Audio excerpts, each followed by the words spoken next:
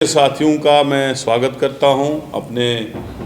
कांग्रेस के जम्मू के हेडक्वार्टर पे। आज का जो मुद्दा है वो ये है कि जिस तरीके से भारतीय जनता पार्टी की सरकार हेडेड बाय नरेंद्र मोदी जी ने किसानों के ऊपर पूरे जंग जैसा माहौल बना के रखा है, उसको हम अपनी कांग्रेस पार्टी की तरफ से सख्त अल्फाजों में कंडेम करते हैं और ये बताना चाहते हैं आप लोगों को, जिस वक्त 2014 में नरेंद्र मोदी जी इक़्तिदार में आए थे और उनका सबसे बड़ा प्रॉमिस जो था किसानों के साथ वो ये था कि स्वामीनाथन जी की जो रिपोर्ट है किसानों के लिए एमएसपी की गारंटी को लेके वो हम इम्प्लीमेंट करेंगे। लेकिन उल्टा ये हुआ कि 2-2.5 साल पहले आपने देखा कि किसानों के खिलाफ अडानी को और दूसरे इंडस्ट्रियलिस्टों को खुश करने के लिए किसानों के ही खिलाफ उल्टे कानून बनाए गए और हमारे जो किसान भाई, जो देश के अन्नदाता है, जो हमें इस वक्त चावल, गेहूं, आटा सब कुछ उनकी वजह से हम खाते हैं, उनकी वजह से हमें रोटी मिलती है, उन लोगों को ज़बरदस्त प्रदर्शन करना पड़ा।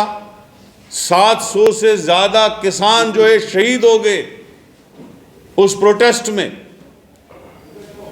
लेकिन मोदी जी की कोशिश थी कि हम इंडस्ट्रियलिस्टों को खुश करें, अडानी को खुश करें, और बहुत कोशिश बीजेपी सरकार ने की किसानों को दबाने की। लेकिन किसानों को मैं मुबारकबाद देता हूं, उन्होंने वो जंग जीती और वो तीनों काले कानून जो हैं वो मोदी जी की सरकार को विड्रा करने पड़े और उनको किसानों को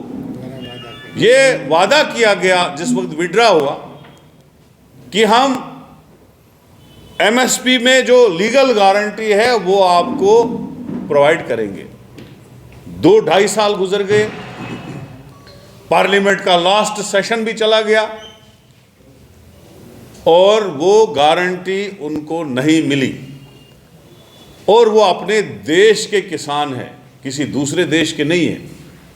वो बेचारे चले गए धरना देने और आपने देखा कि ड्रोन तक उनके खिलाफ इस्तेमाल हुए,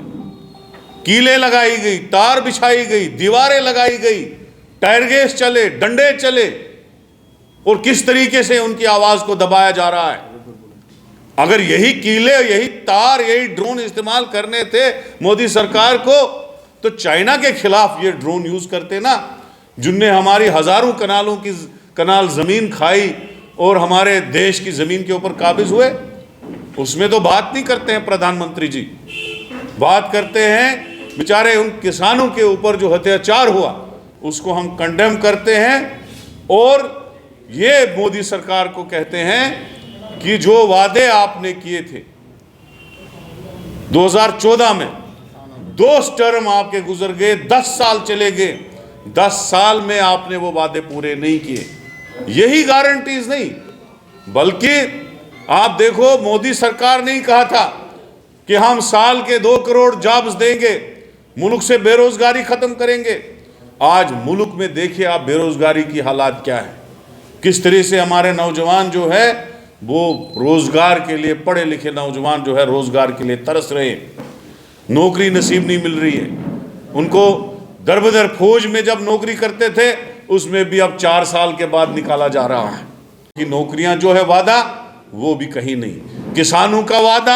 वो भी कहीं नहीं, 15-15 लाख अकाउंटों में डालने का वादा वो भी कहीं नहीं, और काला धन जो कहा था इन्होंने कि हम बाहर के मुल्कों से लाएंगे, अपने लोगों को उसमें से 15-15 लाख देंगे, ना वो काला धन आया, ना 15 लाख मिले। एवं की काले धन में जो रिपोर्ट आई है 200% इंक्रीज हुआ है, न कि कम हुआ। ये सारे जो हैं